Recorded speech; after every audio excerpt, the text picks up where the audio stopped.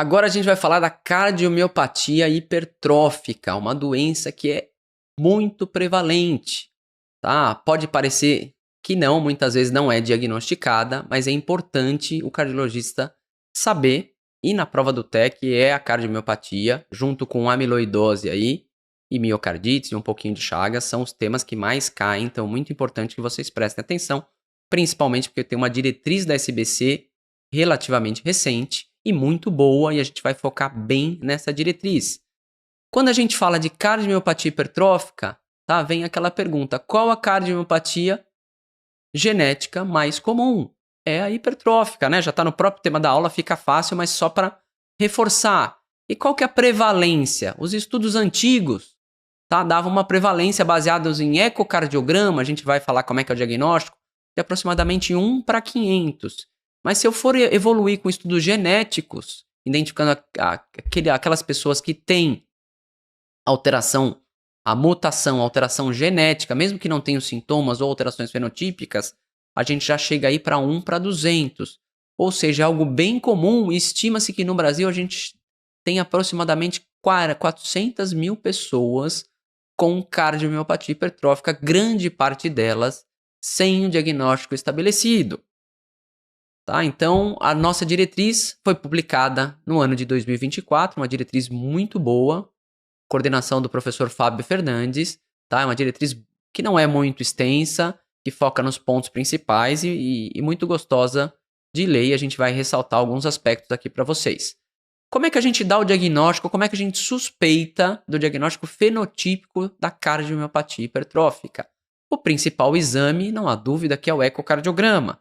Então a gente vai ter aqui no ecocardiograma a espessura da parede maior ou igual a 15 milímetros, a espessura diastólica, na grande maioria das vezes vai ser o septo, mas lembrar que não é obrigatório que seja o septo, aqui está o septo, a gente tem outras formas, tá? Mas aqui a grande maioria é o septo, que a gente chama de cardiomiopatia hipertrófica septal assimétrica, e eu não posso ter o VE dilatado e na ausência de outras causas que justifiquem. Então, se eu tiver hipertensão, se eu tiver estenose aórtica e eu tenho aumento da espessura septal, eu, a princípio, não vou estabelecer o diagnóstico de cardiomiopatia hipertrófica, porque na ausência de outras situações que justifiquem aquele grau de hipertrofia. E se tiver história em parente, a gente já considera um septo maior ou igual a 13. Mas o que causa a cardiomiopatia hipertrófica? Por que as pessoas desenvolvem alterações cardíacas? A gente tem normalmente alterações nas proteínas sarcoméricas. A gente tem mutações, não é o termo mais apropriado, eu vou explicar para vocês mais à frente. Tá? A gente tem variantes patogênicas que vão causar mudança naquelas proteínas do sarcômero, levando principalmente a uma hipercontratilidade e uma disfunção diastólica, além de várias outras consequências que a gente vai mostrar a seguir. E aqui eu quero destacar duas para vocês. São as duas principais, as alterações mais frequentes.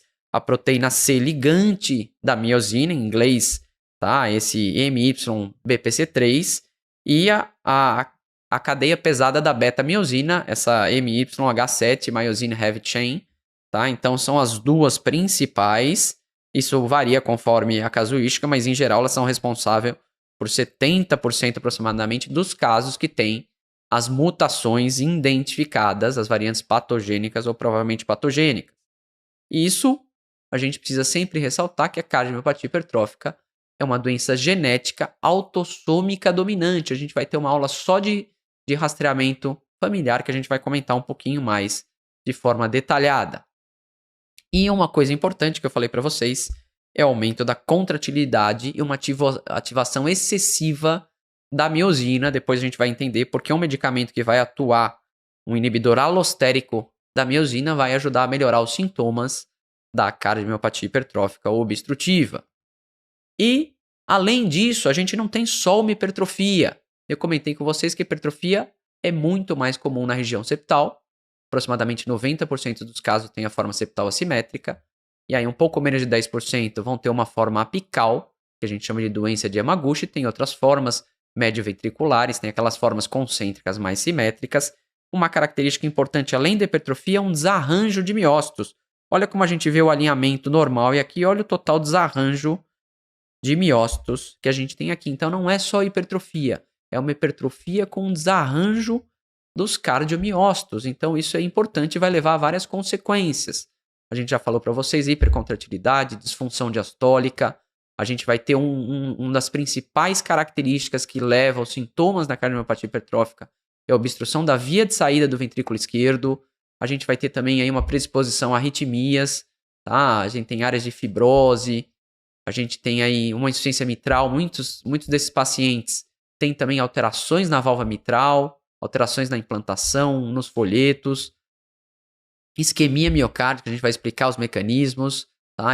Por desbalanço oferta-consumo, preponderantemente, e aí também, em muitos casos, uma disfunção autonômica associada. Um dos principais fatores que a gente falou para vocês é o movimento sistólico anterior do folheto anterior da válvula mitral.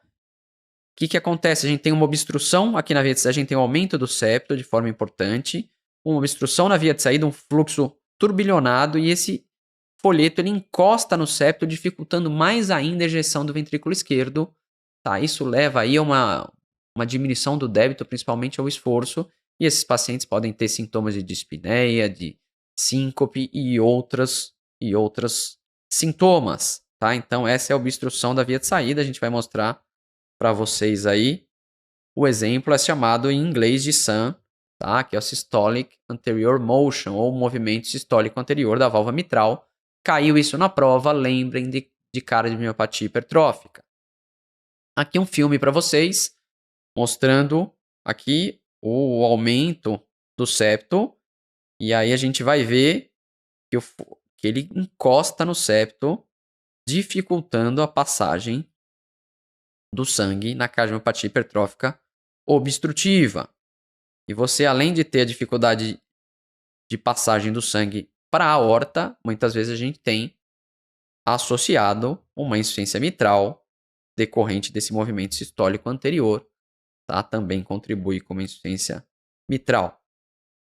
Tá? Então aqui, interessante, mostrando o vídeo. E aqui uma ressonância muito bonita. A gente vê aqui o fluxo, aqui o ventrículo esquerdo, aqui a aorta, a via de saída.